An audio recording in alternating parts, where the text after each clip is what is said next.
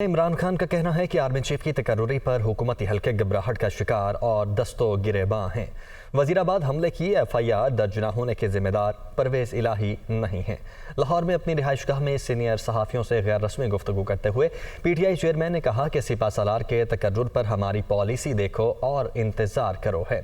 Establishment से इख्तलाफात, एहतसाब और उस्मान बुज़ार को ना हटाने पर हुए। इमरान खान ने कहा कि इस्टेब्लिशमेंट और हमारी हुकूमत खारजा पॉलिसी पर एक पेज पर थे। दौरा रूस से वापसी पर इख्तलाफात पैदा हुए। साबिक वज़ीर आज़म का कहना था कि उन्हें 100% यकीन है कि उन पर स्नाइपर ने फायरिंग की, जबकि इमरान खान ने कहा है कि नाअहल हुक्मरान आर्मी एक्ट बदलने के ख्वाहिशमंद हैं। इसका मकसद 30 साल की चोरी को बचाना है। मुल्क तबाह करने वाला शरीफ खानदान मुल्क कैसे ठीक कर सकता है? साबिक वज़ीर आज़म होने के बावजूद नामजद अफराद के खिलाफ FIR नहीं कटवा सका। हफ्ते को रावलपिंडी पहुंचने पर तारीख का ऐलान करेंगे। जो माशी बहरान आ रहा है, ये जो आगे तबाही आ रही है, हुकूमत को तो सारा वक्त इसके ऊपर जोर देना चाहिए। लेकिन हुकूमत क्या कर रही है? हुकूमत सबसे पहले यह कोशिश कर रही है कि उनकी जो करप्शन के केस है वो खत्म कैसे हो। इन्होंने वो जी इमरान हर कोई शोशा छोड़ते हैं, प्रोपेगेंडा करते हैं कि जी वो घड़ी है। वो घड़ी के ऊपर तो मैं ये कह दूं कि मैं इनको अमेरिका में भी अब केस कर रहा हूं, बरतानिया में भी कर रहा हूं, दुबई में भी कर रहा हूं। और मैं वो इसलिए कर रहा हूं कि वहां तेजी से केसेस होंगे और इंशाल्लाह ये मैं इनको एक्सपोज करूंगा कि ये फिर बलून छोड़ते हैं कि जी देखें उसके तोशा खाना हो गया और फॉरेन फंडिंग हो गई और मीडिया इनके साथ मिलकर उसको उठाता है। ये मुल्क उधर पहुंच जाएगा जिधर हम डिफॉल्ट की तरफ निकल जाएंगे। और उसके बाद मैंने एक और चीज कही थी कि जो नेशनल सिक्योरिटी है, मुल्क की सलामती है, वो दांव पे लगेगी। मुझे खौफ ये है कि इन्होंने मुल्क से भाग जाना है।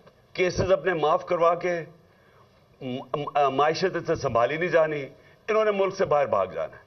और इसलिए जो सारे काम कर रहे हैं अपने केसेस खत्म करवाने के लिए जो कर रहे हैं,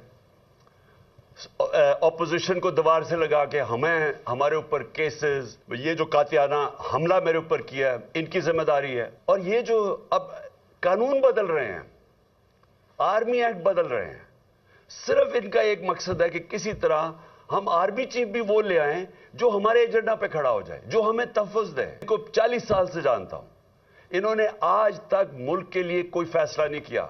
इनके सारे फैसले होते हैं अपनी जात के लिए। हम ये बताना चाहती है कि ये जो लोग 30 साल से हमारे ऊपर मुसल्लत हुए और लूटा इन्होंने, कौम अब इनको नहीं एक्सेप्ट करती। मैं पाकिस्तान का एक्स प्राइम मिनिस्टर FIR नहीं दर्ज करवा सका क्योंकि वो ताकतवर हैं। मैं इंशाल्लाह जो प्लान कर रहा हूं और मैं सैटरडे को अनाउंस करूंगा कि किस दिन मैंने पिंडी पहुंचना है। साबिक विफाकी वजीर फैसल वावडा ने कहा है कि शहजाद अकबर ने गलत काम काबीना से मंजूर करवाए। इमरान खान से कहा था ये मुल्क छोड़ जाएगा। पार्टी में 3 सांप और 2 खास ने इस्टेब्लिशमेंट से गलत फहमी करवाई। उनका कहना था कि वो कौन लोग हैं जो कप्तान को बंद गली में धकेल रहे हैं। लंदन से फंड्स आए थे, उसको साइन ऑफ किया था और उसमें वो कहते हैं कि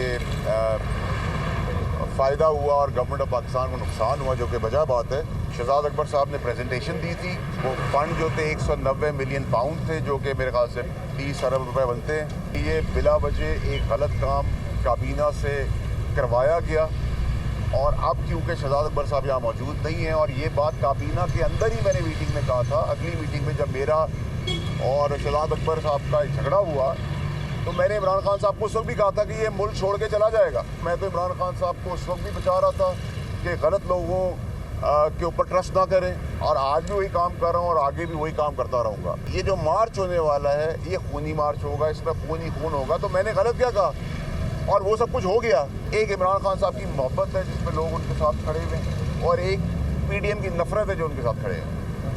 आपको नजर आ रहा है कि इलेक्शन में 2/3 मेजॉरिटी से आपको अल्लाह ताला कामयाब करेगा। आपको क्या जरूरत है मार्च की? कौन वो लोग हैं जो इस जगह तक इमरान खान साहब को बंद गली में धकेल रहे हैं? ये जो मिसअंडरस्टैंडिंग में क्रिएट करी, उन 3 सांप और 2 खास लेकर आई, उसका खास बेनिफिट है, वो क्यों नहीं नजर आ रहा? इन लोगों की बदौलत हमारे मुल्क को बहुत बड़ा नुकसान हुआ है, हमारे इदारों को नुकसान हुआ है, मेरी पार्टी को नुकसान हुआ है, मेरे चेयरमैन को नुकसान हुआ है, और उसके ऊपर सो के ताने बाने अरशद शरीफ के कत्ल से भी जाके मिल जाते हैं। वज़ीर आला पंजाब परवेज़ इलाही ने कहा है कि हम शहबाज शरीफ की तरह ढोल नहीं पीटते। शहबाज शरीफ को प्रोटोकॉल का शौक था, सैलाबज़दा इलाकों में खूब प्रोटोकॉल लिया। शहबाज शरीफ ने 1 रुपया भी नहीं दिया। शहबाज शरीफ की तरह ढोल ज़्यादा हमने नहीं पीटा। और आप हैरान होंगे, मैं जब वर्ल्ड बैंक वाले पूछते हैं मुझे फेडरल गवर्नमेंट ने क्या दी, मैं उनको कहता हूँ ऐसे करके ना 0। शहबाज शरीफ सिर्फ गया जाके फ़ोटो खिंचाई है। प्रोटोकॉल का मैंने कहा था उसको शौक है, सब दे प्रोटोकॉल। चीफ सेक्रेटरी साहब भी चले गए, अब तो हो रहा वैसे ही वो चले गए। इसका क्या फ़ायदा है ये खाली हम फ़ोटो बनवाने का, जब काम ही नहीं करना, सूबे को अच्छा ऑफिसर भी नहीं देना और सूबे की हेल्प भी नहीं करनी। एडमिनिस्ट्रेटर कराची बैरिस्टर मुर्तज़ा वहाब का शहर कायद के मुख्तलिफ इलाकों का दौरा। ज़ियाउद्दीन नाले की सफाई और तरक्याती काम का जायज़ा लिया। काम की रफ्तार तेज़ करने की हिदायत।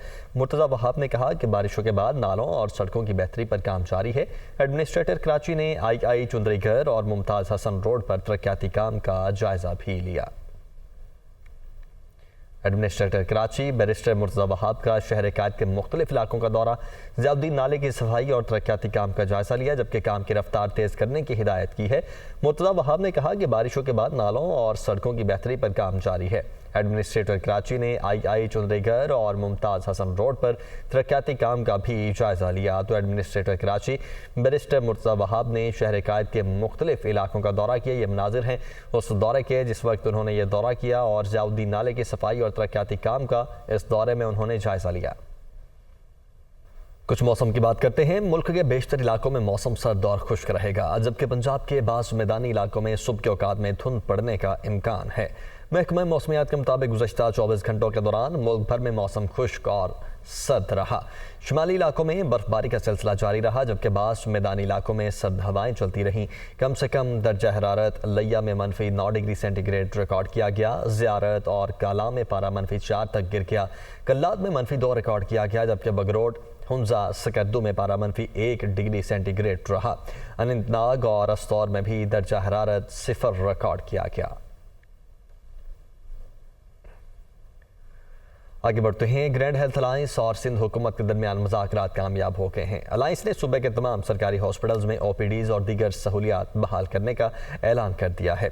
रिस्क अलाउंस की अदम दस्तयाबी के खिलाफ पिछले कई रोज़ से कभी कराची प्रेस क्लब, कभी सिंध सेक्रेटेरिएट के बाहर धरने पर बैठे ग्रैंड हेल्थ अलायंस के मुतालबात मान लिए गए हैं।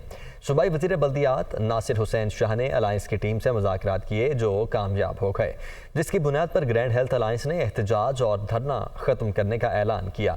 मुआहदे के मुताबिक हेल्थ वर्कर्स का कोरोना अलाउंस ख़त्म करके तनख्वाह पंजाब और KPK के बराबर करने का फैसला किया है।